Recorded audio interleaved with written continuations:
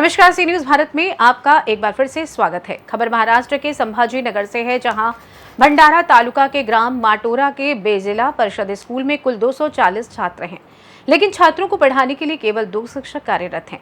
इससे छात्रों का शैक्षणिक नुकसान हो रहा है और अभिभावकों ने अपने छात्र का नाम कटवाने का निर्णय लिया है। अब तक कुल 20 छात्रों ने स्कूल से नाम वापस ले लिया है और अन्य 20 छात्रों ने वापसी के लिए आवेदन किया है। इन सभी मुद्दों को लेकर आज स्कूल समिति, गांव के सरपंच, पंचायत समिति सदस्य और सैकड़ों ग्रामीणों ने भंडारा पंचायत समिति का घेराव किया और स्कूल में शिक्षकों की नियुक्ति की मांग की। इस अवसर पर पंचायत समिति सभापति रत्नमाला चेतुले ने वक्तव्य स्वीकार कर चर्चा की। मी नितेश कुमार वसंत शेंडे माटोरा येथील रहिवासी असून जिल्हा परिषद उच्च प्राथमिक शाळा माटोरा येथील शाळा व्यवस्थापन समितीचा अध्यक्ष आहे आणि आमच्या गावच्या शाळेमध्ये विद्यार्थ्यांची संपूर्ण पटसंख्या 220 आहे। त्याच्या अगोदर 240 होती। शिक्षक कमी असल्या कारणामुळे 20 विद्यार्थ्यांच्या पालकांनी आपल्या पल्ल्याच्या टीस्या काढलेल्या आहेत आणि 20 पालकांचे अजून अर्ज माझ्यापाशी आलेले आहेत टीस्या काढण्यात। मी त्यांना थांबवून ठेवलं की बुवा आपल्याला येत्या 19 तारखेला कार्यशाळा आहे, तिथं शिक्षक मिळतील याची हमी दिलेली आहे। आणि याच्या अगोदर मी यांना जसं जिल्हा परिषदला झालं किंवा पंचायत समितीला झालं शिक्षकाची मागणी केली आहे, पण यांनी मला अजूनपर्यंत शिक्षक दिलेला नाही।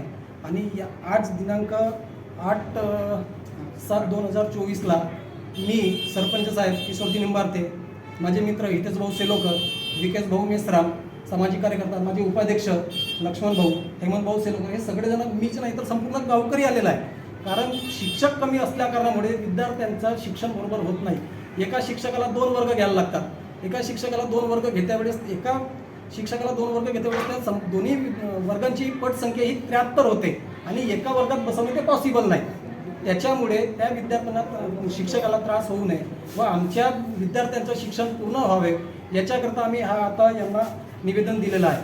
जिल्हा परिषद शिक्षणाधिकारी साहेबांना दिला आहे, सीओ साहेबांना दिलेला आहे, शिक्षण सभापती साहेबांना दिला आहे, पंचायत समिती सभापती साहेबांना दिलेला आहे, गट शिक्षण अधिकाऱ्याला दिलेला आहे। आता आमची अशी मागणी आहे की यांनी म्हटलं की 2 शिक्षक कमीत कमी देऊ, पण आमचं 2 शिक्षकांनी काही होणार नाही।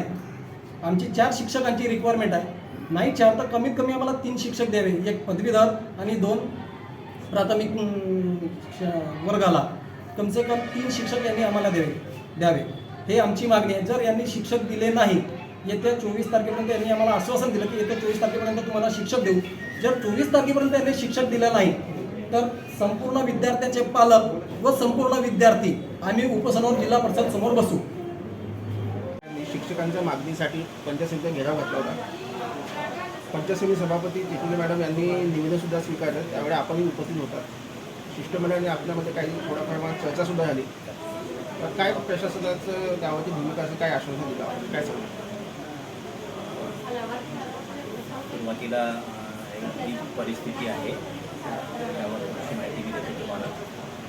जी रिक्त पदांची पोझिशन आहे माटोरा शाळेची, जिल्हा परिषद उच्च प्राथमिक शाळा माटोरा येथे पदवीधर शिक्षकांचं 1 पद आणि सहाय्यक शिक्षकांचे 2 अशी एकूण 3 पदे रिक्त आहेत।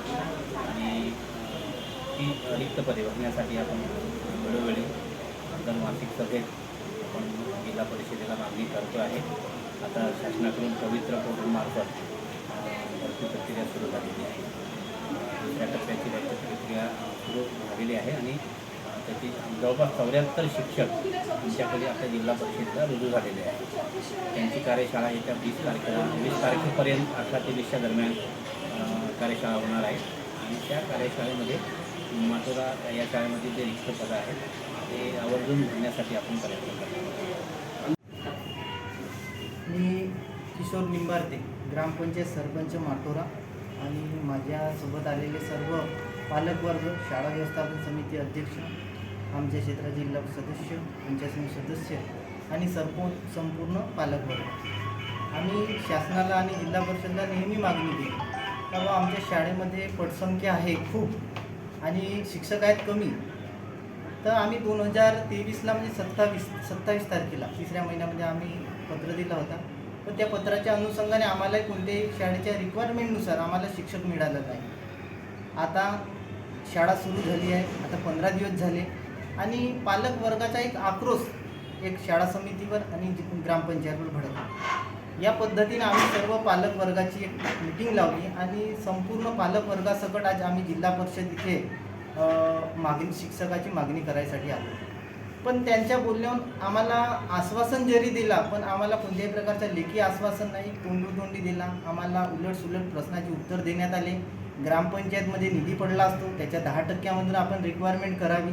माझी शासनाला असं म्हणणं आहे की ज्या ग्रामपंचायतची ऐपत नाही अशा ग्रामपंचायतमधून शिक्षकाची जर अट किंवा रिक्वायरमेंट पूर्ण करायची असेल तर आम्ही शासनाला कशा पद्धतीने मागणी करायची. आणि जो शासनाचा धोरण आहे, जो आम्हाला सांगण्यात आला की खेड्यातला मुलगा खेड्यामध्येच राहायला पाहिजे आणि त्यांनी मातीगोट्याचंच काम केलं पाहिजे, अशी जे शासनाची जी भूमिका आम्हाला याच्यात कोणतीतरी संदेह वाटत आहे. मी ग्रामपंचायतच्या वतीने, संपूर्ण टीमच्या वतीने आणि पूर्ण सदस्याच्या वतीने आणि गावकऱ्याच्या वतीने मी सरकारला अशी आणि शासनाला अशी मागणी करतो की जिल्हा परिषद शाळा ही कोणत्याही प्रकारचे मोडकळीस न येण्याकरिता, आमच्या मुलांच्या कुठेही गुणवत्तेमध्ये नुकसान न होण्याकरिता आमच्या शाळेला लवकरात लवकर 3 ते 4 शिक्षकाची जी मागणी आहे, जी रिक्वायरमेंट आहे ती पूर्ण करावी. या पद्धतीने मी संपूर्ण गावाच्या वतीने मी शिक्षकाची मागणी करतो. माटोरा शासनाला वारंवार आपण निवेदनाद्वारे कळवले आहे की आमच्या जिल्हा परिषद शाळेला शिक्षक कमी आहेत, परंतु आम्हाला टळवटवळ करतात. आज सरतेशेवटी जिल्हा आमच्या शाळा व्यवस्थापन समितीचे अध्यक्ष माननीय संदीप शेंडे यांच्या नेतृत्वामध्ये संपूर्ण गावातील पालकवर्ग या ठिकाणी जिल्हा परिषद, पंचायत समिती आणि सीओकडे जाऊन सनेरी यांनी आपल्या निवेदन दिले आहे आणि शिक्षकाची मागणी केलेली आहे. आज आपल्या गावखेड्यात मजूर वर्ग आहे, शेतकरी वर्ग मजूर वर्ग फार गरीब परिस्थितीत आहे आणि आपल्या मुलांना चांगल्या पद्धतीचे शिक्षण देण्यासाठी तिथे आपल्याला शिक्षकाची फार गरज आहे. म्हणून मी एवढी विनंती करेन शासनाला आणि पंचायत समिती आणि जिल्हा परिषदला की लवकरात लवकर आम्हाला 3 शिक्षक देण्याची कृपा करा. महाराष्ट्र से सी न्यूज संवाददाता निश्चल येनूरकर की रिपोर्ट. फिलहाल इस खास रिपोर्ट में बस इतना ही. देश दुनिया की तमाम खबरों की जानकारी के लिए बने रहिए सी न्यूज भारत के साथ. हर खबर आपके साथ, आपके हाथ.